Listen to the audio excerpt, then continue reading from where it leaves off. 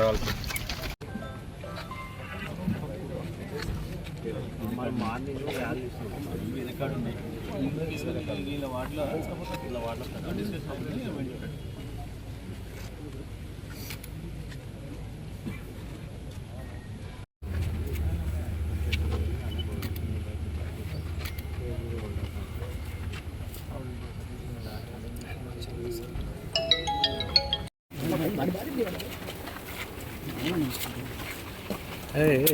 వెనక్కి రాబ్బా. హలో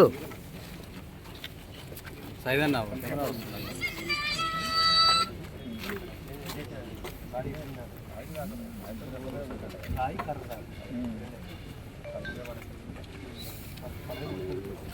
వెనక్కి పెట్టు కింద.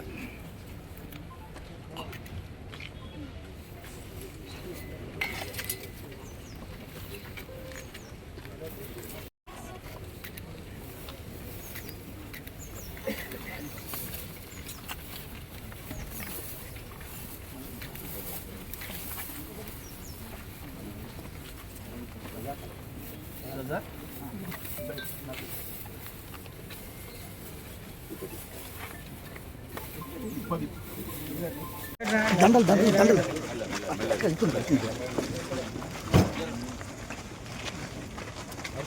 కారులో దండలు ఉన్నట్టు చూడు. అట్టే ఉండ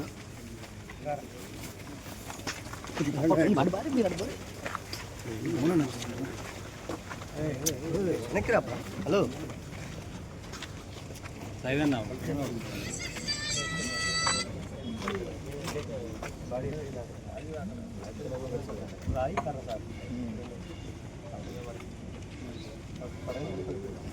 వెనక్కి పెట్టు కింద.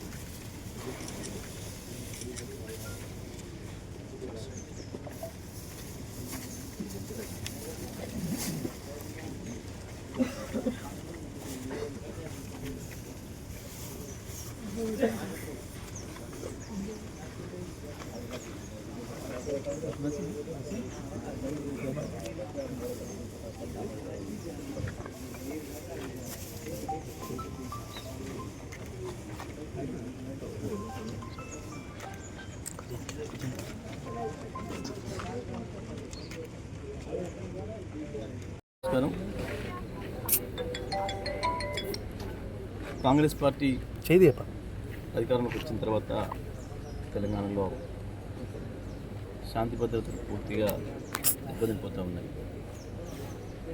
10 సంవత్సరాల తర్వాత మళ్ళీ రాజకీయ కక్షలు తరలిస్తూ ఉన్నారు. కాంగ్రెస్ పార్టీ నైజం ప్రకారం గ్రామాలలో రాజకీయ ప్రత్యర్థుల్ని భౌతికంగా నిర్మూలించే దుర్మార్గమైన కార్యక్రమం మళ్ళీ ప్రారంభమైంది. కాంగ్రెస్ గతంలో వాళ్ళ అంతర్గత కొట్లాటలతోని హత్యలు చేసేది, కేసులు పెట్టుకునేది, వాళ్ళ పార్టీలో ఇతర పార్టీల నాయకులను కూడా హత్యలు చేసే సంస్కృతి కాంగ్రెస్ ఎప్పుడు కూడా కొనసాగిస్తూ ఉంది. నిన్న రాత్రి నూతనకల్ మండలం తుంగతుర్తి నియోజకవర్గం నూతనకల్ మండలం లింగంపల్లి గ్రామంలో బీఆర్ఎస్ పార్టీ కార్యకర్త మా ఉప్పల మల్లయ్యను దారుణంగా హత్య చేయడం జరిగింది. కాంగ్రెస్ పార్టీ గుండాలు ఈ హత్యను మేము తీవ్రంగా ఖండిస్తూ ఉన్నాం. 10 సంవత్సరాల కేసీఆర్ పరిపాలనలో నల్గొండ జిల్లాలో ఒక చిన్న రాజకీయ హత్య జరగకుండా, ఒక చిన్న కొట్లాట జరగకుండా మేము కాపాడగలిగినాం. ఈ జిల్లా అంతకుముందు రాజకీయ కక్షలకు నిలయమైన సంగతి అందరికీ పూర్తి తెలుసు. ఏ ఎన్నికలు వచ్చినా వందలాది కేసులు అయ్యేది, అనేక హత్యలు జరిగేవి. కానీ కేసీఆర్ గారి డైరెక్షన్లో దాదాపు 50 గ్రామాలు ఎప్పుడు చూసినా రావణ కష్టంలాగా ఉండే. అంతకుముందు కేసీఆర్ గారు చెప్పిన తర్వాత ఆ గ్రామాలలో కూడా పూర్తి ప్రశాంత వాతావరణం తీసుకొచ్చినాం. పోలీసులకు పూర్తి స్వేచ్ఛనిచ్చినాం. ఎక్కడ రాజకీయ కక్షలు కూడా బయటికి రావద్దు, రాజకీయ కొట్లాటలు జరగవద్దు అని చెప్పి జిల్లాలోని 12 నియోజకవర్గాల్లో కూడా పూర్తిగా కంట్రోల్ చేసినాం. ప్రత్యేకించి తుంగతుర్తి నియోజకవర్గం కావచ్చు, హుజూర్నగర్లో కావచ్చు, మునుగోడులో కావచ్చు, అంతకుముందు ఏ రకంగా ఘర్షణలు ఉండనే మనందరికీ తెలుసు, నగరికలు కావచ్చు, అటువంటి నియోజకవర్గాల్లో కూడా పూర్తి స్థాయిలో మేము దాన్ని నియంత్రించగలిగినాం. కానీ ఇవాళ కాంగ్రెస్ పార్టీ ఏదైతే ఫెయిల్ అవుతుందో రోజు రోజుకు ఇచ్చిన హామీలు నెరవేర్చడంలో విఫలమవుతున్న కాంగ్రెస్ ప్రశ్నించే వాళ్ళపైన దాడులు చేస్తుంది, కేసులు పెడుతుంది, రాజకీయ ప్రత్యర్థుల్ని వాళ్ళతో తట్టుకోలేక, రాజకీయంగా ఎదుర్కోలేక హత్యలు చేసే స్థాయికి దిగజారుతుంది కాంగ్రెస్ పార్టీ. పర్టికులర్గా నల్గొండ జిల్లాలో, సూర్యాపేట జిల్లాలో కాంగ్రెస్ మంత్రుల యొక్క అండదండలతోని పోలీసులు కాంగ్రెస్ పార్టీ కార్యకర్తలాగా పనిచేస్తూ ఉన్నారు. స్థానిక సంస్థల్లో మేము గెలవమన్న భయంతో కాంగ్రెస్ టీఆర్ఎస్ పార్టీ అభ్యర్థుల్ని నామినేషన్లు వేయకుండా అడ్డుకోవడం, స్వయంగా కాంగ్రెస్ నాయకులు పోలీసులు కలిసి బీఆర్ఎస్ పార్టీ కార్యకర్తలని భయపెట్టేయడం, రిటర్నింగ్ ఆఫీసర్ల ఎదురుగానే బీఆర్ఎస్ పార్టీ అభ్యర్థులకు కండువాలు కప్పడం బలవంతంగా, లేదా పోలీసులు స్టేషన్ పిలిపించి బీఆర్ఎస్ నాయకుల్ని, బీఆర్ఎస్ నుంచి నామినేషన్ వేసిన వాళ్ళని కాంగ్రెస్ పార్టీ నాయకులకు అప్పచెప్పి వీళ్ళు చెప్పినట్టు వినకపోతే మీ పని చెప్తామని చెప్పి భయపెట్టించి దుర్మార్గంగా ప్రవర్తిస్తున్నారు. హుజూర్నగర్లో ఉత్తమ్ కుమార్ రెడ్డి గారి అనుచరుల ఆగడాలు కూడా పెరిగిపోతూ ఉన్నాయి. అదేవిధంగా సూర్యాపేట తుంగతుర్తిలో కూడా అదే పరిస్థితి కొనసాగుతుంది. మేము పోలీస్ అధికారులకు మొదటి నుంచి చెప్తూ వచ్చినాం, లా అండ్ ఆర్డర్ అనేది మీరు కంట్రోల్ చేయకపోతే అది ప్రజల చేతుల్లోకి తీసుకోవాల్సి వస్తుంది, తర్వాత మీరు ఇబ్బంది పడతారనే మాట కూడా చెప్పినాం. మేము ఇప్పటికీ చెప్తూనే ఉన్నాం, మా కార్యకర్తల్ని సంయమనంగా ఉండండి అని చెప్తా ఉన్నాం. చిన్న చిన్న ఘర్షణలు జరిగిన చోట మేము కేసులు కూడా పెట్టవద్దని చెప్తా ఉన్నాం.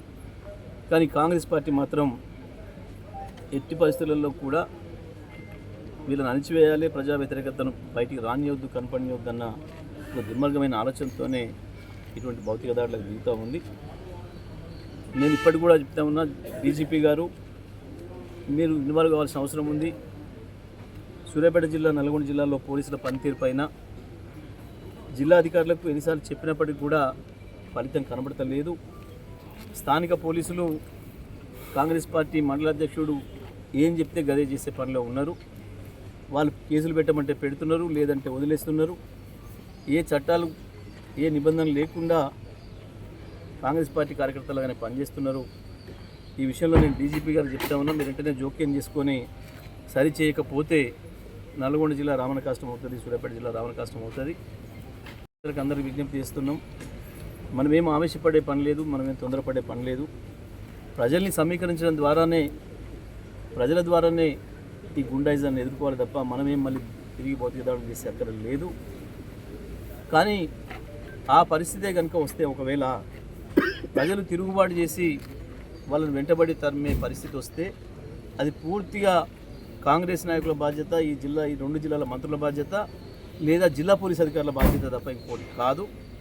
ప్రజల్ని ఆ తిరుగుబాటు చేసే స్థితికి రానియొద్దని చెప్పి నేను ఉన్నత స్థాయి పోలీస్ అధికారులు కూడా చెప్తా ఉన్నా. మేము మా ఇప్పుడు మళ్ళీ ఏదైతున్నాడో వాస్తవానికి మా ఇంకొక నాయకుడిని చంపాలని చెప్పి ప్రయత్నం చేసి వచ్చిండ్రు. కానీ దురదృష్టవశాత్తు ఈయన ముందుండడం వల్ల పాపం ఈ కార్యకర్తను కూడా హత్య చేసినారు. ఇప్పటికి కూడా మా మిగతా నాయకులకు కూడా అక్కడ రక్షణ లేని పరిస్థితి ఉంది. ఎందుకనంటే పోలీసులు కొట్టిన వాళ్ళ వెంటనే ఉంటున్నారు, వాళ్ళు కొట్టడానికి అవకాశం ఇస్తున్నారు. కనీసం ఆత్మరక్షణ చేసుకునే అవకాశం కూడా బీఆర్ఎస్ పార్టీ కార్యకర్తలకు ఇవ్వటం లేదు.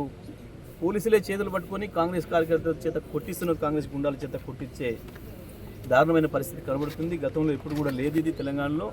పోలీసులు ఈ రకంగా ఏకపక్షంగా వ్యవహరించడం అనేది, ఆ మండలంలో గతంలోనే 6 నెలల క్రితమే ఒక హత్య జరిగింది. అది కాంగ్రెస్ పార్టీ అంతర్గత తగాదాలతోనే జరిగింది.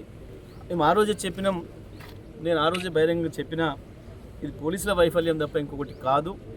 మీరు ఉదాసీనంగా ఉంటే ఇదే రకంగా కొనసాగుతాయనే మాట. అందుకే మళ్ళీ చెప్తున్నా, నేను ఇటువంటి కేసుల్లో పోలీసులు తీవ్రంగా స్పందించకపోతే కఠినమైన చర్యలు తీసుకోకపోతే అవి కొనసాగుతాయి. ఈ ప్రాంతంలో గతంలో ఆ సంస్కృతి ఉంది. ఆ సంస్కృతిని రూపుమాపడానికి మేము 10 ఏళ్ళు చేసిన కృషిని ఇవాళ మళ్ళీ కాంగ్రెస్ పార్టీ నాశనం చేస్తుంది. జిల్లాలో ఉండే ప్రజలు, ప్రజాస్వామికవాదులు, ఇతర పార్టీల నాయకులందరూ కూడా నేను విజ్ఞప్తి చేస్తూ ఉన్నా, ఈ విషయంలో అందరం కూడా ఏకం కావాల్సిన అవసరం ఉంది. కాంగ్రెస్ మూర్ఖపు వైఖరిని ఎండగట్టాల్సిన అవసరం ఉంది. ప్రజల్లో కాంగ్రెస్ గుండాయిజాన్ని వ్యతిరేకిస్తూ పెద్ద ఎత్తున ఉద్యమాలు చేయాల్సిన అవసరం కూడా వస్తూ ఉంది. తప్పకుండా మనం అందరం కూడా పనికి పూనుకోవాలని చెప్పి విజ్ఞప్తి చేస్తూ, మేము మా ఉప్పల మల్లయ్య మా కార్యకర్త కుటుంబానికి పూర్తి స్థాయిలో అండగా ఉంటాం. మా కార్యనిర్వాహక అధ్యక్షులు కేటీఆర్ గారు కూడా మాట్లాడి వారు వస్తారని చెప్పి చెప్పడం జరిగింది. కానీ ఇవాళ ఉన్న పరిస్థితులలో ఒకవైపు ఎన్నికలు జరుగుతూ ఉన్నాయి, ఇంకా ఉద్రిక్తతలు పెరిగే అవకాశం ఉంది అని చెప్పి మేమే వద్దని చెప్పి చెప్పడం జరిగింది. మరి తొందరలోనే వచ్చి ఆ కుటుంబాన్ని పరామర్శించి పార్టీ నుంచి పూర్తిగా ఆ కుటుంబాన్ని ఆదుకోవడానికి కావాల్సిన కార్యక్రమాలను కూడా మేము చేస్తాం. మరి ఇటువంటి దాడుల్ని అందరూ కూడా ఖండించాలని చెప్పి విజ్ఞప్తి చేస్తాము.